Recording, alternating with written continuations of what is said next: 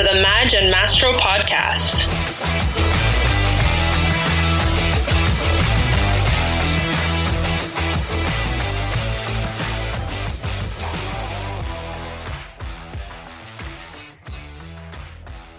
Hey. Oh, Welcome to the Magg and Mastro podcast.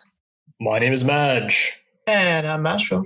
Mastro, May 27th, 2021. We're approaching the elite summer months, if I do say so myself. It's not officially summer until June 22nd, but you could start saying June. That's really when it starts to get hot in Montreal. We're already getting some hot weather up in this area. I know you're all about that summer life, so we're excited to get it going here. So before we get into a Mastro, actually, I do want to say before we do start, to those who listen, usually normally on Apple Podcasts, we apologize. Been having some technical difficulties with Apple Podcasts that we're working on, but we'll be back on that platform as soon as possible. Until then, you can listen on Spotify, YouTube. I guess YouTube would be the go-to for people who have Apple. Yep. But yeah, so we apologize for that. Mastro, it's National Road Trip Day, if I'm not mistaken. That's correct. National Road Trip Day. It seemed like a weird one at first when I thought about it, but this actually applies pretty well to us if we look back a little bit. And we've been on a few road trips together. I think the most common one that we've done more often is the road trip to Toronto to watch the Blue Jays, which we kind of wanted to make a yearly thing, but then complications with the pandemic and everything. But definitely something we tried to do every year. Get the boys together. We'd head down to TO, stuff everybody in one or two cars, and just head down, cross the border over into Ontario, hang around, nice place downtown, be it Airbnb, hotel, whatever it was, nice and close to Jay Stadium, and it was a really fun time. We won't get into the details because a little bit, there's not much of it that was, we'll say, on air friendly. No, the games were fun. It was just a couple buds, having some beers, watching the games, chilling downtown, and hopefully we can get back to that. Maybe not this year, but the one after. We got to get one of those going again. Yeah, you make it sound like we were doing something illegal out there. We were just going to get a couple drinks in us, watching baseball. To put it in perspective, let's just tell people this very quickly to kind of put it all in perspective. We bought tickets to 2 games one weekend. The first game was the Friday night, I guess. Yeah, Friday or Saturday night. Afternoon. Well, Friday night, Saturday afternoon. We were there early, and we were excited, and we were there for the first pitch, and we stayed for the whole game, and it was great. The second game, the next day, we only got to the stadium for the 7th inning. Yep. And I don't think anyone in the group said a word from the moment we sat to the end. I think maybe one of them might have even fallen asleep in the stands. Yep. So that kind of tells you what was going on between those 2 games. But anyways, stories for another day. Very quickly, do you have a dream road trip that you've yet to do that you want to do? I don't have a specific one, but I do want to take a road trip that I would call a sports road trip, where I follow my team along from like one venue to the next on a sort of like a road trip of their own. Like if they have a series of away games, be it like if I could follow the Leafs on a Western trip, or if I can maybe follow the Jets one day, that'll be kind of fun. Granted, very expensive, but that's definitely a road trip that if you ask me for my dream road trip, it would be to follow my team and like watch them play in different cities. Might be expensive, but it's a bucket list thing that you would do maybe once. And you spring for it, you save up for it. Yeah, for me, it's similar. To just deviate a bit, I would say maybe more of a college football road trip. Okay. To hit major cities. Like this is something a few of my other friends and I have talked about, some big college football fans, of going to like a West Coast game, like in Seattle, Washington, that area, maybe moving down the coast on either the West Coast or the East Coast. So you either do like Seattle, Washington area all the way down to California, or New York, that area. Probably not that much on that coast until you get to Miami. Yeah. Like Atlanta, maybe you go to college football in the SEC is huge. Yeah. So maybe if it's more for the football, you do the East Coast side. But if it's more of a touristy one with football games, you do the West Coast and end up in Vegas potentially too. So that's some ideas for down the road. And you got to do that on a road trip. You can't just do that in planes flying around. It's not the same, in the car. Some of the best memories come from the moments in the car too. So that's great. So National Road Trip Day, we're waiting impatiently for the day when we can take a road trip without the, coronavirus hanging over our heads, but we're hopefully getting there soon. Almost forgot to mention Mastro.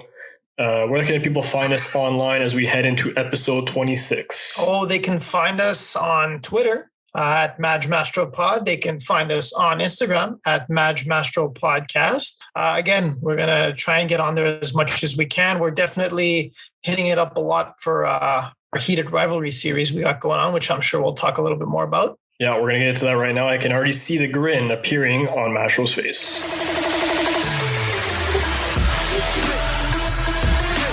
It's time for this week's Big Bracciole.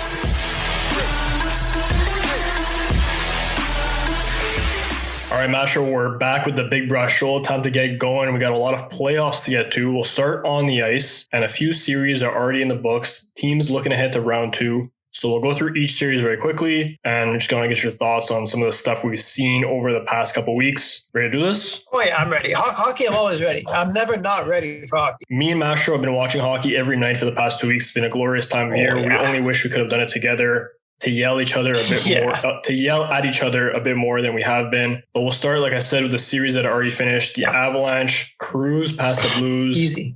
Quick work for the Avalanche. What did you think about that series in general? I don't think there's much to say, but no, we spoke about it. We knew this was going to happen. I mean, we both thought that St. Louis would at least squeeze in a game somewhere. Like, I'm still a bit shocked that they didn't win at least one. You thought that Binnington might be able to steal one, but no. We were talking about earlier, there's nothing you can really do against Colorado, be it that big 3 line, be it their stacked defense. And Grubauer did what he had to do. He stopped the pucks that he saw, you know? Yeah, very simply put, very nicely put by you.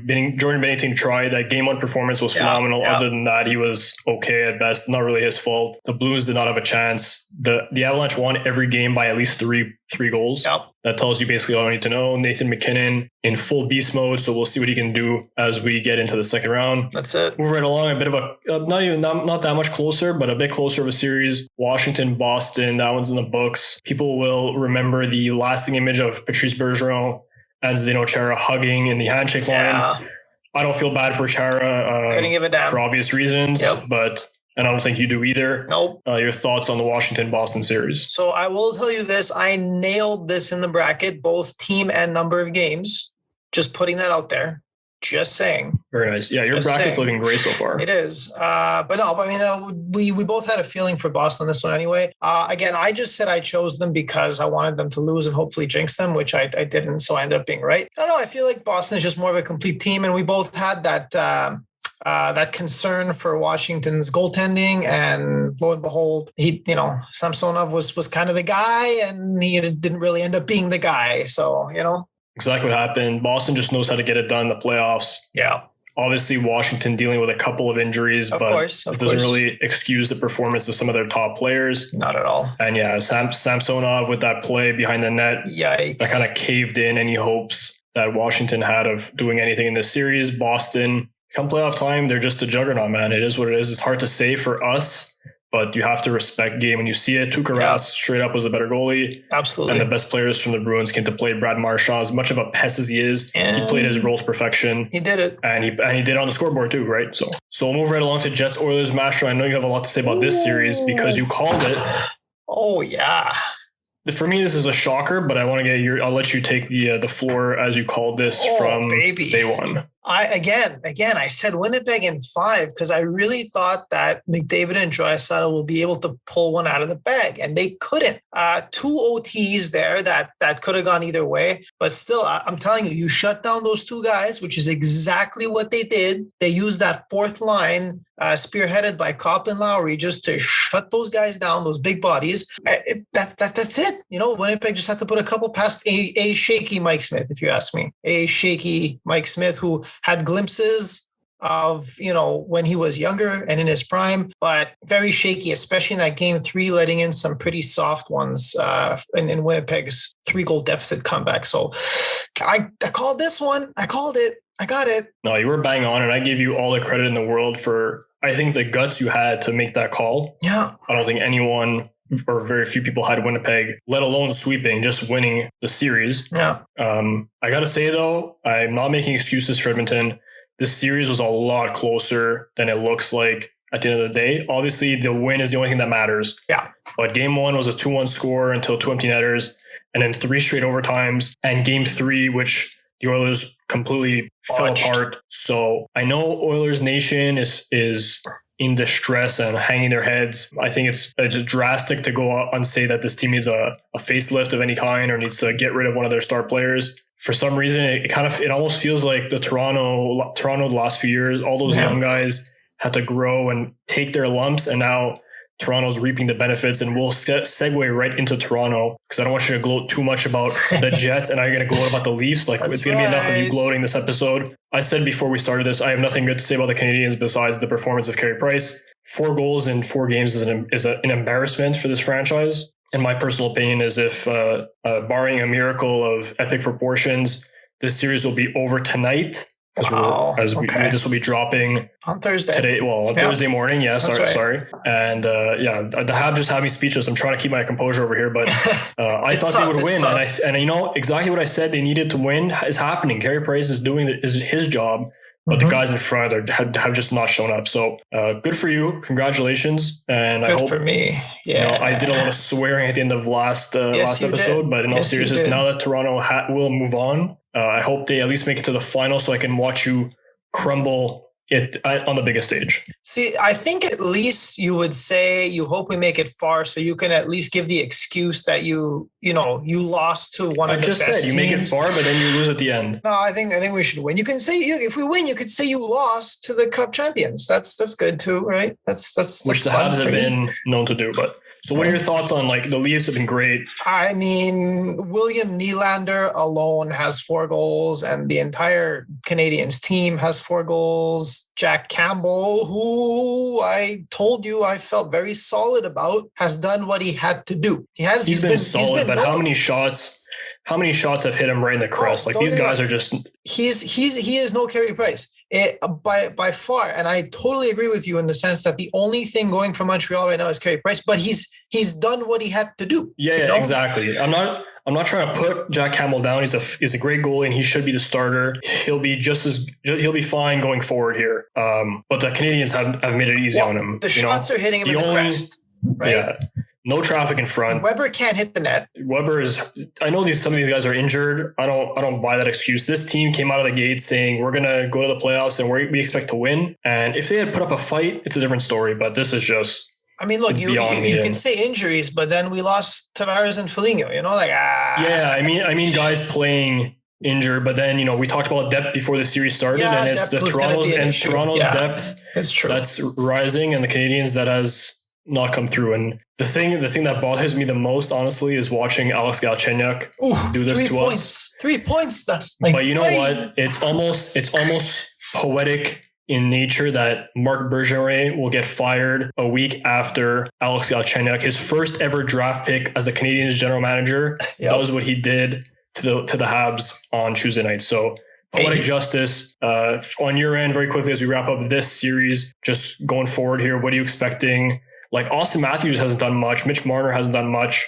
Does that concern you a little bit, or are you just waiting for those guys to bust out? To be honest, that excites me because for sure they're going to break through at some point. So that means that this team just has more to give. I'm not concerned at all. I mean, you saw last game, it was Spezza and Big Joe Thornton leading the way in the goal category, which is great. I mean, yeah, that's tertiary scoring even, but if these guys, the Matthews, the Martin, they haven't broken out yet, that just means that it's waiting to happen. That's all I'm saying. There's no way these guys go silent the entire playoffs. So I'm excited. I'm looking forward. I'm happy that the team doesn't necessarily have to rely on them to win. They probably will going forward. I mean, facing a Winnipeg or facing a Colorado later on, they're probably going to have to rely on them. But seeing as how they can get past we're not going to say yet, but almost past the first round without much of a presence from them, I can't say I'm disappointed. All I can say is that I look forward to them breaking through that wall. We're going to talk more about the Leafs, I'm sure, next week and in the weeks to come. Yeah. Congratulations, though. You'll get the winner's circle, I'm sure, next week as we wrap up this series. But let's move it along. There's 3 games happening as we're recording or on the night of our recording. Yeah. As it stands, do you have the score of Pittsburgh and New York? Yeah, so I'm actually watching it right now. I am waiting for the scoreboard to show up, to be honest. Okay, so as you're waiting for the scoreboard to show, It was 2-2 at one point, so It was kind of a weird start to game. At the end of the first, yeah. Kind of a weird start to game 6, but yeah, tight series as we all expected. Obviously, the Islanders got lucky in game 5, but what are your thoughts overall on how the series has played out? Yeah, Pittsburgh needs help in nets. Oh, Jerry's not looking good. I think that alone that cost them the last game. It's costing them this here. Just to confirm, by the way, starting of the second 2-2, and again a couple weak ones from Jerry. I don't know. The guy, he doesn't have it this time around. I don't know what it is, but he just doesn't have it. The rest of the team actually looks solid. And like I said, Malkin showed up and he scored a couple. He's been putting up points, which is exactly what we thought. But man, you need goaltending to win in the playoffs. I'm sorry. It seems like every year there's a goalie that can't stop anything on his glove side. And this year it's Tristan Jarry. Ilya Sorokin has been a pleasant surprise. Before the season started, we talked about some of these young Russian goalies. Yeah. I ended up going Samsonov as my dark horse Vezina pick. Obviously, that was way off. But Sorokin, too, is someone we mentioned earlier in the season. And now you can see him getting a bit more comfortable. And again, it's Barry Trotz in that defensive system that continues to help his goaltenders. But him on his own has been worthy of, like, he's their MVP so far in the series, as some of the goalies across the league have been. Without a doubt. Any prediction here as how this is going to end up? Like we said, this is being recorded. The second period just started.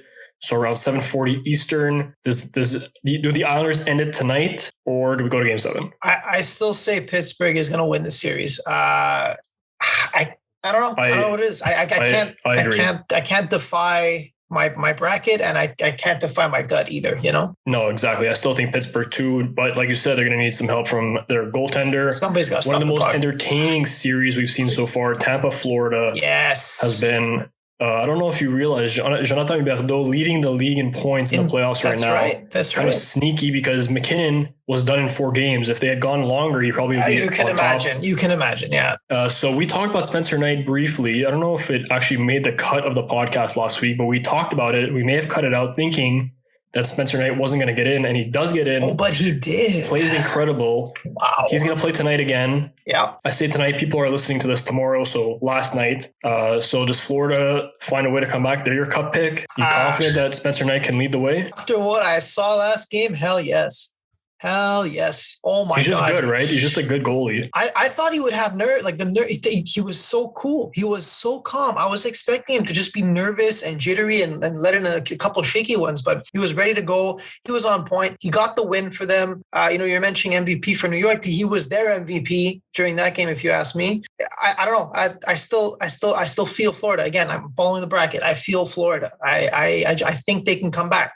I think they might be able to pull it off tonight, or last night rather. So as you people are listening to this, I'm going to go ahead and predict that they'll be getting ready for a Game 7 in a couple or tomorrow night. So, but I still, now I'm leaning more Tampa. I don't know. This is a fairy tale story. We'll see how the ending gets written here, but definitely one of the more entertaining series so far. Oh yeah. Let's wrap it up with the last two matches, Vegas and Minnesota.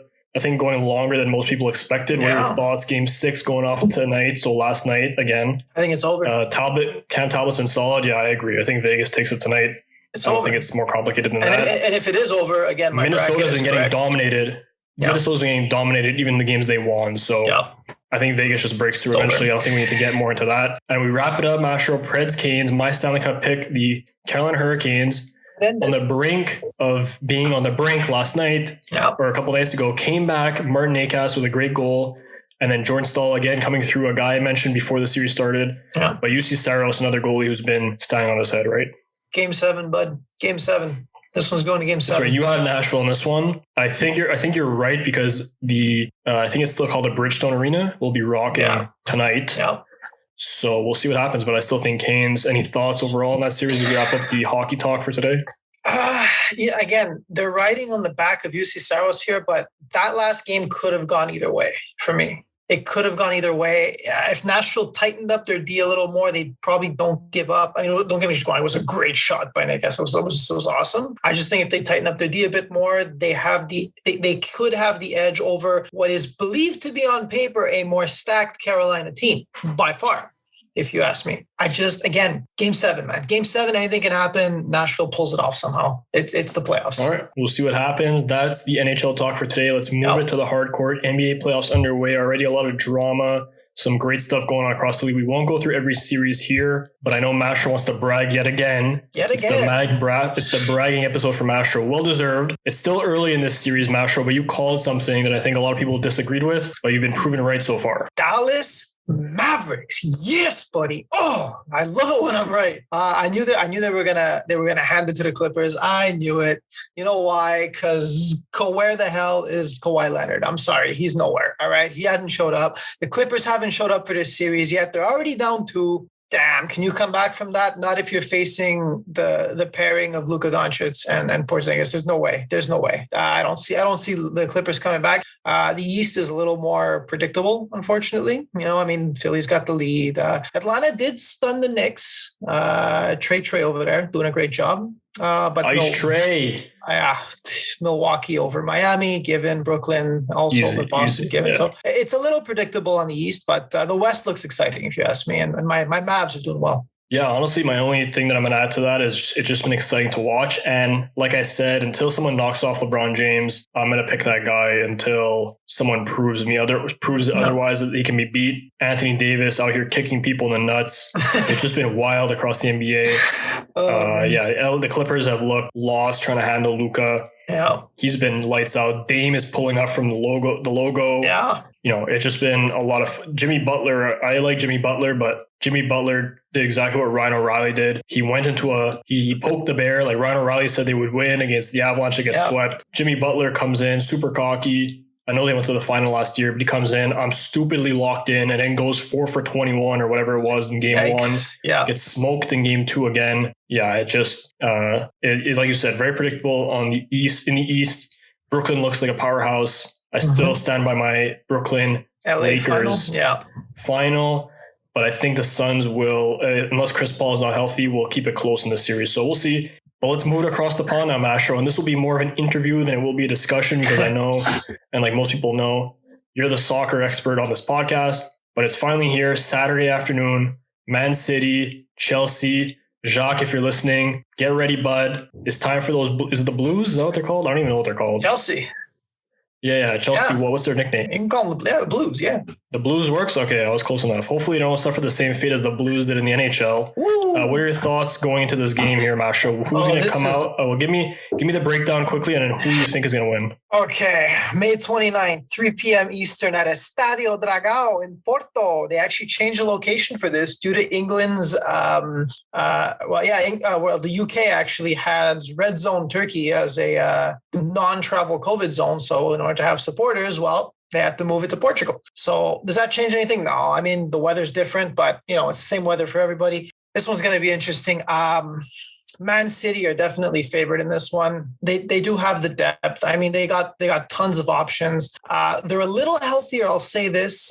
Chelsea coming off a couple injuries to very important goalkeeper Edward Mendy. Also very, very important midfielder N'Golo Kante. So those two are two very pivotal guys, very important guys to Chelsea's game. If you ask me, it comes down to Man City probably having most of the possession in this one. Chelsea, now with Thomas Tuchel at the helm, has showed them how to play a more defensively structured game. So it's going to be a battle of the wits. I don't see this being a breakthrough game. I don't see this being a high-scoring game. I see this being a very strategic game where Man City is going to try and just possessively attack at every angle that they can, whereas I see Chelsea trying to take advantage of any kind of odd man counterattack that they possibly can to get ahead. With that said, I still have to say, I'm sorry, Jacques, but I'm going to have to favor Man City on this one, just because Pep Guardiola is the most unpredictable coach I've ever seen out there. We don't know what he's going to do. We don't know what he's going to pull out of the hat.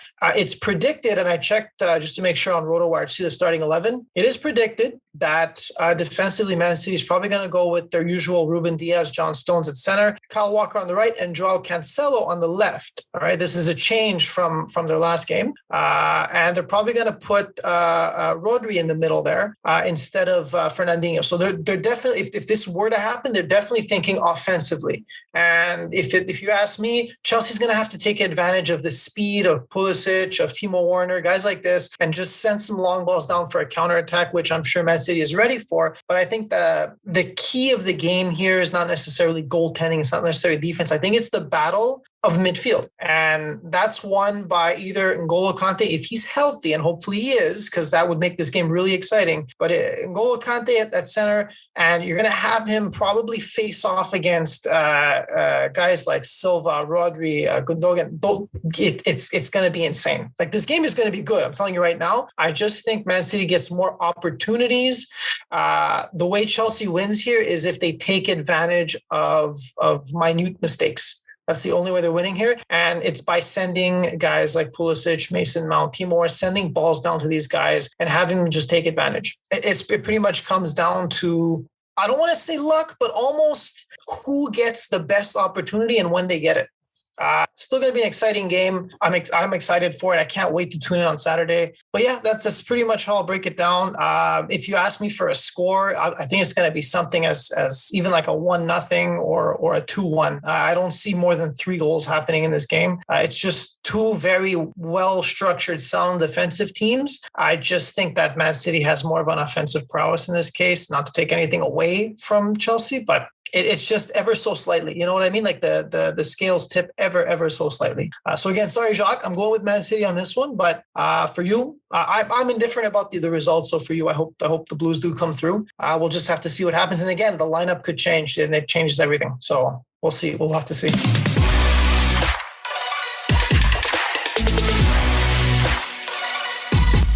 Fratelli flex and flop.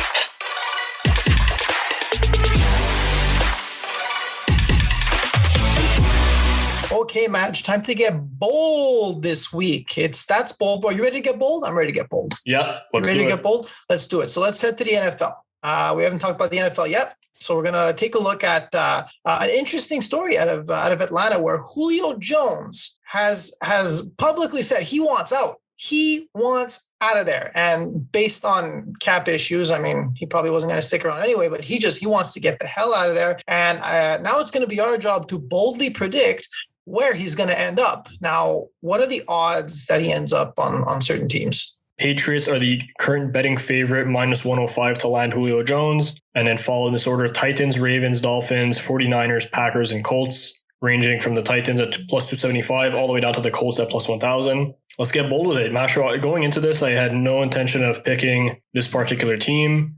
And I know you were a bit startled in a good way when you saw who I picked. And I don't even think this team needs Julio Jones necessarily, but as I started thinking more and more about it and seeing them on the list to begin with, I had to go with my Miami Dolphins. Of course. They're listed at +800 to land Julio Jones. Chris Greer has been known to make big trades in his time as the GM of the Dolphins. And I just feel like the timing of it would make sense. Like if there was a year to do something like this, if there was a moment to do this kind of deal, it would be now. If you really think Tua's the guy, you've invested a lot in the offensive line this summer, in adding some weapons like Jalen Waddle, and continuing to improve that defense. If you think that Tua's the guy and he can lead you somewhere, you go all in this year. The Patriots, we'll see if Bill Belichick can ever reclaim the status that he had while Tom Brady was there, but people just generally assume that Bill Belichick will fix that franchise eventually. The Jets are still rebuilding.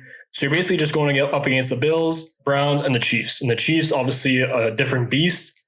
But if we're just looking at the other teams in the conference, I think Miami can stack up as it is to some of those teams if all the pieces fall into place.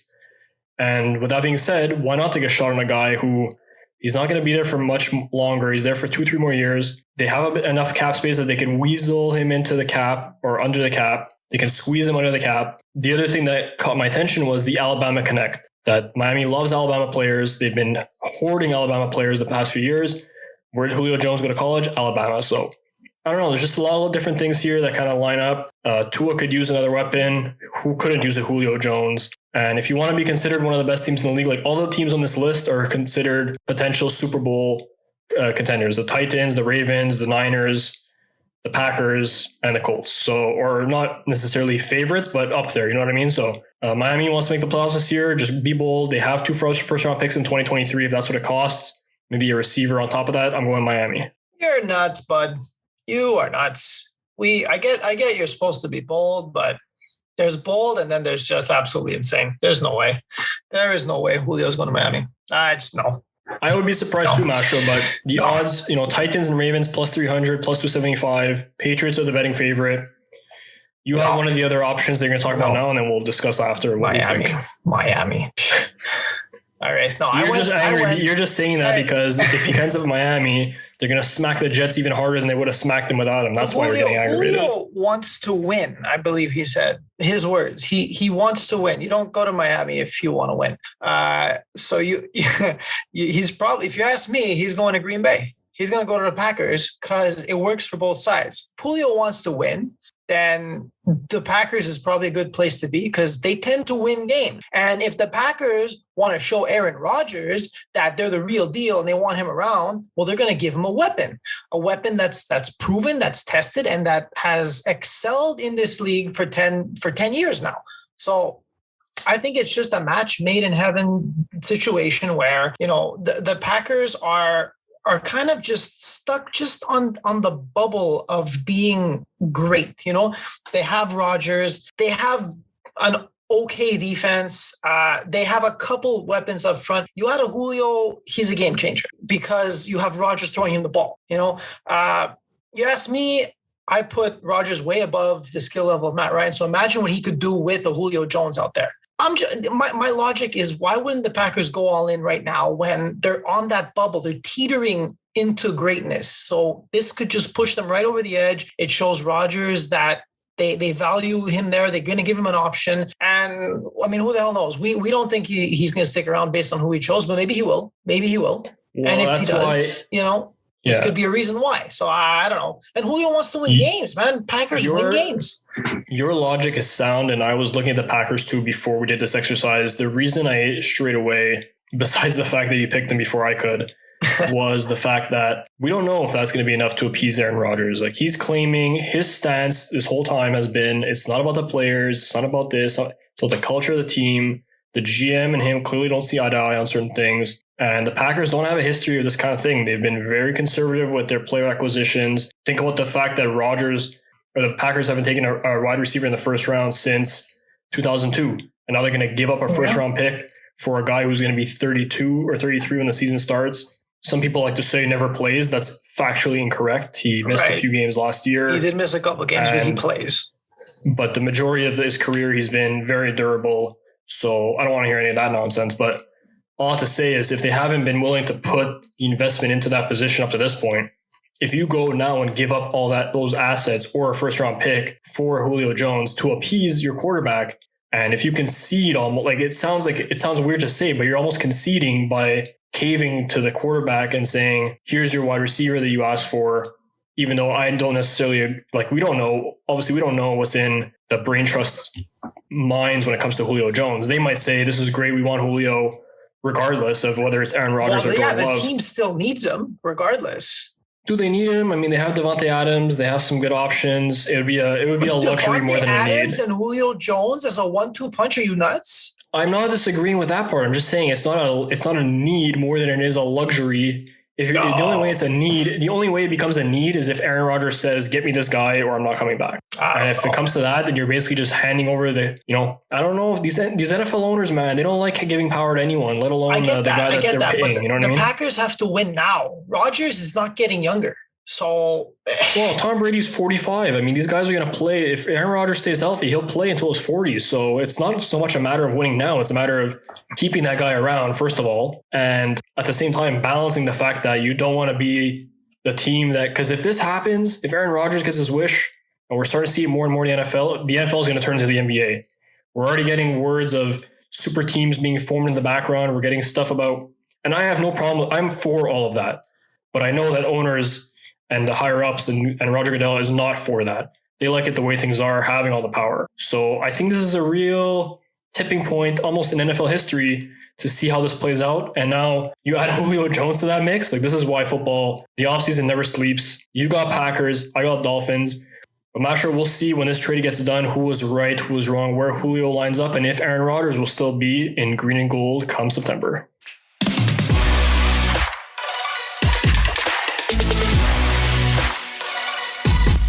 Fratelli flex and flop.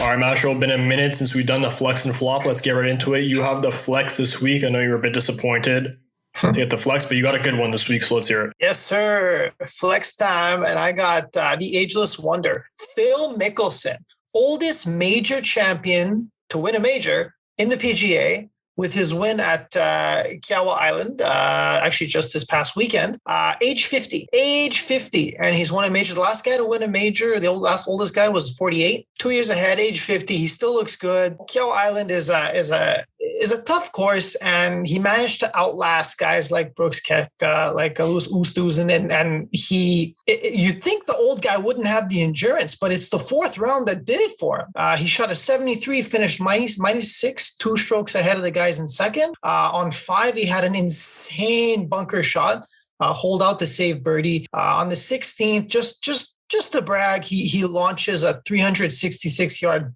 bomb, as he likes to call it, the longest drive of that hole for the entire tournament. The guy's not showing signs of aging.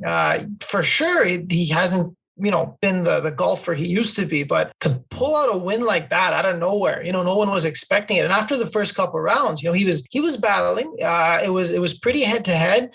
Brooks Koepka, who I thought was going to win the tournament, pretty much had the lead for a good chunk there. Then Phil came in, started making it a real challenge, battling. They kind of went back and forth.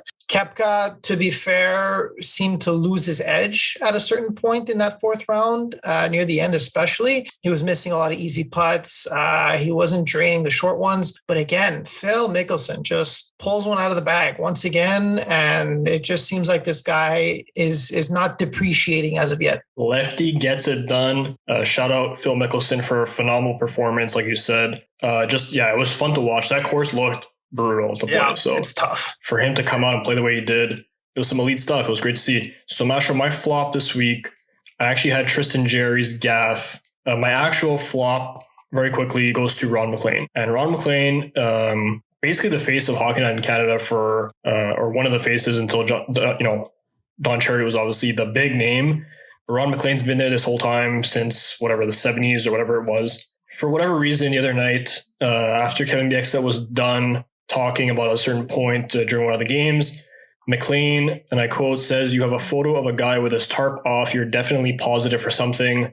Before he moved on to speak about something else that night, gets a dirty look for Jennifer Botterill after he said that, because it was obvious what he said was, if nothing else, insensitive, if at worst homophobic. So, for a guy who's been part of some of these pride initiatives by the league and by the CBC and by Hockey Night in Canada, to say something like that live on air during a nationally syndicated broadcast was embarrassing. He already apologized, but Ron MacLean has been there for so many years. He's been good, but like Don Cherry, some of these guys are just over the hill. They're not even that good anymore. What they're doing, they're just there as legacy hires or employees, whatever you want to call it. I don't know if this is a fireable offense. It's definitely not a good thing what he did, and I wouldn't be surprised if he got canceled. I hate to use that word, but that's essentially what would happen. But it doesn't excuse what he said. And, it's good that he apologized, which is more than Don Cherry can say. Yeah. But my point being that, this keeps happening on this particular show, and it might be time for just a complete facelift. Ron MacLean, you're my flop this week. Definitely unnecessary comments during the broadcast the other night. Yeah, well said, Magg. This one, I can't agree more. I actually heard it, the highlight or the replay, whatever you want to call it, the video. And I flipped back into my chair when I heard him say that line, because I had to replay. I was like, there's no way.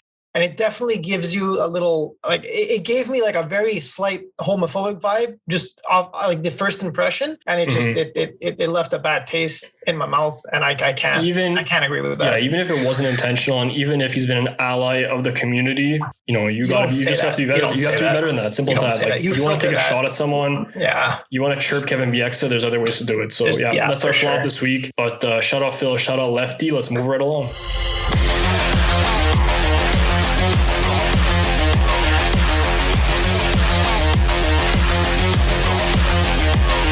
Coogee Quickfire. All right, Mastro, heading down the home stretch here. Time for Coogee Quickfire. You ready to go warp speed? Yes, sir. Bring it on. All right, Mastro, you're up first. Start that clock. Here we go. All right. So first up, The Guardian has reported that Inter Milan bench boss Antonio Conte will be leaving the team after a successful 2-year stint. Pains me to say it because Inter's my team, but it seems as though the Nerazzurri faithful will have to settle for a replacement sooner than they would have liked. Conte, who led Inter to their first Serie A Scudetto since 2010, has not been shy in showing his displeasure with the organization's ownership decisions. Speculation about his departure stems around the push from ownership to cut costs, mainly by selling players, whereas Conte's desire to win has no financial limits. Inter is expected to begin their search for a new manager, and initial observations see them seeking out either Lazio's Simone Inzaghi or former Juventus coach Massimiliano Allegri. Let's move it back to the diamond on this side of the pond. Simply put, Mastro Vladi Guerrero Jr. is on fire. The 22-year-old phenom is breaking out in 2021. He's leading the majors in home runs with 16 dingers at the time of this recording, and is just the fourth player in Blue Jays history to hit 8 homers in an 11-game span, joining the likes of Carlos Delgado, John Olerud, and Edwin Encarnacion, and his parrot, lest we forget. Vladi Guerrero Jr. has quieted his critics and has put the Blue Jays squarely in the thick of the American League playoff race, even if they're 4.5 games back in the AL East right now. The scary part, Vladi's still a kid and still has room to improve as he moves out of his Hall of Fame father's shadow and directly into the spotlight. I'm going to head to the track actually now. So the Formula One Monaco Grand Prix was nothing short of a game changer. Red Bull's Max Verstappen took home his first victory in Monaco as he not only eclipsed Lewis Hamilton in the F1 driver standings by 4 points, but also allowed Red Bull to leapfrog Hamilton's Mercedes team for top spot in the Constructors' Championship. The race itself was a bit of a disappointment for fans as Verstappen led from lights to flag, and he did finish with a monstrous 8.9 second lead. Mercedes did not create much of a challenge as Hamilton was never a threat. Even Ferrari lost contention early as pole sitter Charles Leclerc was ruled out from the onset with a drive shaft problem. That means the last time F1 standings were not led by the Mercedes team and a Mercedes driver was back in 2018 British Grand Prix when Sebastian Vettel and Ferrari were top contenders. Despite the race being anticlimactic this time around in Monaco, this sets up an unusually tight race for top spot in F1 standings with still another 20 races to go. As we wrap things up here, we go back to golf. We may finally have a golf rivalry match show worth having a discussion about. 4-time major champion Brooks Koepka was in the midst of conducting a pre-recorded interview with Golf.com following around at the PGA Championship last weekend when he stopped mid-sentence and emphatically rolled his eyes as Bryson DeChambeau walked behind his live shot. The video was leaked in the days following the event, and the two have taken their beef to the timeline as jabs have been exchanged on Twitter, kind of in conjunction with the match. We won't get into the whole story. Go look it up on Twitter. This adds a delicious layer of drama to a sport that could use a spark to keep things as exciting as they are on any given major Sunday. Can you smell that, match? You smell it? Oh, it smells like a meme in the making. Smells like beef. Okay, Maj, that wraps up another episode. This was a nice sort of back to normal episode where we kind of structure our segments again after a crazy playoff week that we covered the entire NHL playoffs. And then not too long before that, we had the NFL draft. And then there's been a lot going on. There's a lot that's been tampering with our sort of blueprint. But, we came back to earth now. And I think it's a pretty good episode, don't you think? Yeah, Mastro, definitely some hurdles to overcome on our end, but nothing we can handle. We're going to get back on Apple Podcasts soon. Like we mentioned at the top, at Magg Mastro Pod on Twitter, at Magg Mastro Podcast on Instagram. We're still tweaking some of our social media strategy, but you got to go check us out over there. There'll be some exciting stuff coming in the near future. Mastro, I know we're watching UCL on Saturday. Yeah. And tonight we'll be watching the Leafs finish off the Habs. But is there anything else on the radar for you, whether it's in sports or just in general? I know it's an exciting weekend for Montrealers. Yeah, we're gonna get to go out again. I mean, well, let's free at last. Let's be very careful by go out again. I mean, we can go out past 9:30 p.m. Terraces are opening up, but reserve now because I'm sure it's going to be booked to the nines. Yeah, it'll just be good to not have to worry about getting home at a certain time and all that stuff. So we'll see. Yeah. We'll see if we're turning the corner here. We're hoping to get back on the ice soon too. We got to take a look at that. That's right. We got to get back on the ice because we're going to be rusty as hell. Oh yeah, we will be rusty as hell. That's for sure. We have, like you said, we do have the game later on tonight, which, maybe that carries into Saturday, Game 6. And I mention it because if it were to do so, yeah, that's literally the only reason. Some fans at the Bell Center again. That's all I'm going to say. Would you be concerned in any way if the Habs do find a way to win tonight? No chance. And they come back home. No, zero concern. They come back home to fans. I don't think so either. No, I'm not worried at all. But crazier things have happened, but I'm not holding my breath. I was confident, like I said, when the series started, based on our last episode. If you can magnify or multiply that confidence by a bajillion, that I would do it, because I'm fully at ease. Like, don't get me wrong, it's not the first time that they blow it. But this might be the first time you can go into this feeling a bit more at ease. Because usually you get to this point and you're walking on eggs. I'm a nervous wreck. Walking on eggshells, thin ice, whatever you want. But no, it's... Did I say walking on eggs, man? You said walking on eggs. Look, your team's about to be out of the playoffs. I'm going to forgive you, okay? I'm going to forgive you for that one. There's been some late nights. There's been vaccines this week. It's just been a long week, but it was good to see you tonight. We both got our vaccine, yeah. It was great, we're both vaxxed. We're vaxxed. Loaded up, ready to go. Hashtag vaxxed. And I'm looking forward. I'm hoping that we can hang out soon now that curfew's lifted. I hope that people can go out and enjoy themselves this weekend. Just be safe while you do it, obviously. Yeah. And I hope sooner than later we'll be able to watch some of these playoff games together, Mastro. So thank you to everyone listening. Sadly, though, I'm afraid you won't be able to see. Well, I know my team. I know I'm not watching my team, but I'll just adopt the team. Like, I adopted the Canes, my cup pick. Okay. I'll adopt an NBA team. I'll find a way to stay into it, and you know what? It'll be less stressful. We'll just be worried about Mark Bergevin's firing exit press conference before he gets fired, if he even gets to do that press conference. Yeah, that's true. Or what's probably going to happen is he's going to sign an extension this offseason. But anyways, we'll get into that another time. I mean, if I could just repay the favor, though. If it's all right with you, because I did mention last time that, I like to keep my gloating in reserve for when the puck does the talking. And if I recall, you were quite aggressive at the end of last episode. I was very aggressive. Yeah. So I just want to say, I hope it felt really good. I hope it felt good in the moment, because now at least I can confidently say, "Fuck you, Magg. Fuck the Habs. The bleu, bras, rouge, vert. I don't give a damn what color you are. Go Leafs, go." And you know what, everybody? Ciao for now.